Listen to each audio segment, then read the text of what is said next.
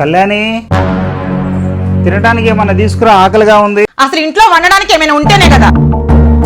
3 రోజుల నుండి పాలు వాడు డబ్బులు అడుగుతున్నాడు. కిరాణా షాప్కి వెళ్ళడానికి మొహం కూడా తెల్లట్లేదు. నువ్వేమో పనికి వెళ్ళిపోతావు. వాళ్ళకి జవాబు చెప్పలేక నేను చేస్తాను. నన్ను ఏం చేయమంటావే? శాలరీ 1 వారం రోజులు లేట్ అయింది. ఇవన్నీ నాకు తెలీదు. 1వ తారీఖు 2వ తారీఖులో నాకు డబ్బులు ఇవ్వండి. నేను జాబ్ చేయటమే కాకుండా ఓవర్ టైం కూడా చేస్తున్నాను.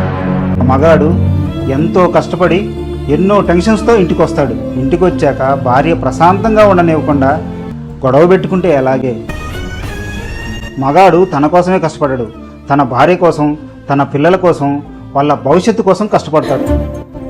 ఇదిగో, ఎవరికి ఎంత ఇవ్వాలో ఇచ్చేసేయి. భర్త ఇంటికి రాగానే భార్య నవ్వుతూ మాట్లాడాలి. నన్ను క్షమించండి, మిమ్మల్ని అర్థం చేసుకోకుండా తప్పుగా మాట్లాడాను.